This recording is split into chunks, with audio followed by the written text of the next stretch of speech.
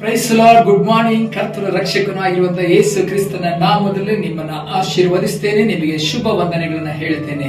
ಯೇಸುವಿನೊಂದಿಗೆ ಪ್ರತಿದಿನವೂ ಈ ಕಾರ್ಯಕ್ರಮ ನಿಮಗೆ ಆಶೀರ್ವಾದವಾಗಿದೆ ಎಂಬುದಾಗಿ ನಾನು ನಂಬುತ್ತೇನೆ. ಅನೇಕರು ಅನೇಕ ವಿಷಯಗಳಲ್ಲಿ ನನಗೆ ಆಲೋಚನೆಗಳನ್ನ ಕೊಟ್ಟು ನಮಗೆ ತುಂಬಾ ಉತ್ತಮವಾಗಿ ಇದು ಬರ್ತಾ ಇದೆ, ನಮಗೆ ಆಶೀರ್ವಾದವಾಗಿದೆ, ನೀವು ಮಾಡುವಂತಹ ಕಾರ್ಯಕ್ರಮ ನಮಗೆ ಆಶೀರ್ವಾದವನ್ನು ತಂದಿದೆ ಎಂಬುದಾಗಿ ಅನೇಕರು ಹೇಳುವುದನ್ನ ಇನ್ನು ಮುಂದುವರಿಸಿ ಮಾಡ್ರಿ ಎಂಬುದಾಗಿ ಪ್ರೋತ್ಸಾಹ ಪಡಿಸುವುದನ್ನ ನಾನು ಕೇಳಿದ್ದೇನೆ. ಅವರಿಗಾಗಿ ನಾನು ದೇವರಿಗೆ ಸ್ತೋತ್ರ ಸಲ್ಲಿಸ್ತೇನೆ.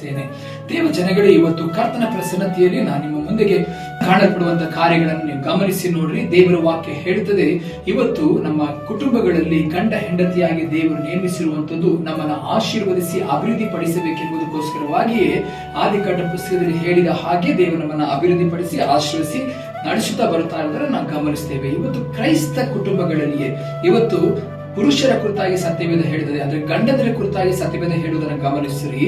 ಸತ್ಯವೇದದಲ್ಲಿ ಈ ರೀತಿಯಾಗಿ ಹೇಳಲ್ಪಡುತ್ತದೆ. ಎಫೆಸ ಪತ್ರಿಕೆ 5ನೇ ಅಧ್ಯಾಯ 25-26ನೇ ವಾಕ್ಯ, ಪುರುಷರೇ ಕ್ರಿಸ್ತನು ಸಭೆಯನ್ನ ಪ್ರೀತಿಸಿದ ಪ್ರಕಾರವೇ ನಿಮ್ಮ ನಿಮ್ಮ ಹೆಂಡತಿಯರನ್ನ ಪ್ರೀತಿಸಿರಿ. ಆತನು ಅದನ್ನು ಪ್ರತಿಷ್ಠೆಪಡಿಸುವುದಕ್ಕಾಗಿ ತನ್ನನ್ನು ಒಪ್ಪಿಸಿಕೊಟ್ಟನು. ಹಾಗೆಯೇ 28ನೇ ವಾಕ್ಯ, ಹಾಗೆಯೇ ಪುರುಷರು ಸಹ ಸ್ವಂತ ಶರೀರವನ್ನು ಪ್ರೀತಿಸಿಕೊಳ್ಳುವ ಪ್ರಕಾರವೇ ತಮ್ಮ ಹೆಂಡತಿಯರನ್ನ ಪ್ರೀತಿಸುವ ಹಂಗಿನವರಾಗಿದ್ದಾರೆ. ತನ್ನ ಹೆಂಡತಿಯನ್ನ ಪ್ರೀತಿಸುವವನು ತನ್ನನ್ನೇ ಪ್ರೀತಿಸಿಕೊಳ್ಳುವವನಾಗಿದ್ದಾನೆ. ನೋಡ್ರಿ, ಎಷ್ಟು ಸುಂದರವಾಗಿ ದೇವರ ವಾಕ್ಯ ಹೇಳ್ತದೆ.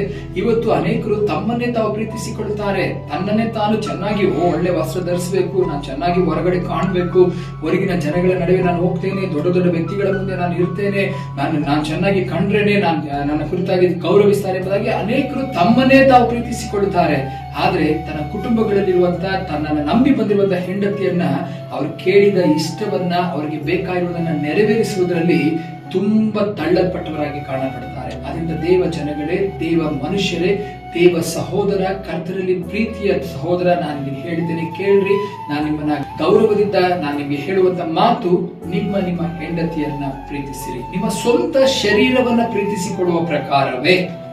ಅವ್ರಿಗೊಂದು ಆಸೆ ಇದೆ ಅಲ್ವಾ, ಅವ್ರಿಗೊಂದು ಬಯಕೆ ಇದೆ ಅಲ್ವಾ, ಎಲ್ಲವನ್ನ ಬಿಟ್ಟು ಬಂದಿದ್ದಾರಲ್ವಾ, ನಿಮ್ಮನ್ನ ನಂಬಿ ಬಂದಿದ್ದಾರಲ್ವಾ, ಅವರ ನಂಬಿಕೆಗೆ ನೀವು ಪಾತ್ರರಾಗಿರುವುದರಿಂದ ನೀವು ಅವರನ್ನು ಚೆನ್ನಾಗಿ ಗಮನಿಸ್ರಿ. ನಿಮ್ಮನ್ನ ನೀವು ಪ್ರೀತಿಸಿಕೊಳ್ಳುವ ಪ್ರಕಾರವಾಗಿ ನಿಮ್ಮ ಹೆಂಡತಿಯನ್ನ ಪ್ರೀತಿಸ್ರಿ. ಆಗ ಕುಟುಂಬ ಕಟ್ಟಲ್ಪಡ್ತದೆ. ನಿಮಗೆ ಬೇಕಾಗಿರುವುದು ಎಲ್ಲವೂ ಕೂಡ ದೇವರ ವಾಕ್ಯ ಹೇಳಿದ ಹಾಗೆ ನಿಮಗೆ ಬೇಕಾಗಿರುವುದನ್ನು ನಿಮ್ಮ ಹೆಂಡತಿ ನೀವು ಅವರನ್ನ ಪ್ರೀತಿಸುವುದರಿಂದ ಅವರು ನಿಮ್ಮನ್ನ ಪ್ರೀತಿಸಿ ನಿಮಗೆ ಮಾಡಬೇಕಾದನ್ನ ಮಾಡ್ತಾರೆ. ಇವತ್ತು ಗಂಡ ಹೆಂಡತಿಯಲ್ಲಿ ಒಂದು ಒಡದಾಟ, ಗಲಿಬಿಲಿ, ಅಸಮಾಧಾನಗಳಿರುವುದಾದ್ರೆ ಇವತ್ತೇ ಸಮಾಧಾನಗೊಳ್ಳ್ರಿ. ಕ್ರಿಸ್ತಿಯ ಕುಟುಂಬ ಒಂದು ಪರಲೋಕ ಕುಟುಂಬವಾಗಿ ತೋರಿಸ್ಕೊಳ್ಳೋಣ. ಸ್ವರ್ಗ ನಿಮ್ಮ ಕುಟುಂಬದ ಇದೆ ಎಂಬುದನ್ನ ಇತರರು ಅರ್ಥ ಮಾಡಿಕೊಳ್ಳುವ ಹಾಗೆ ನಡೆದುಕೊಳ್ಳೋಣ. ಕರ್ತನಿಗೆ ಆಶ್ರಯಿಸಲಿ. God bless you. ಆಮೆನ್.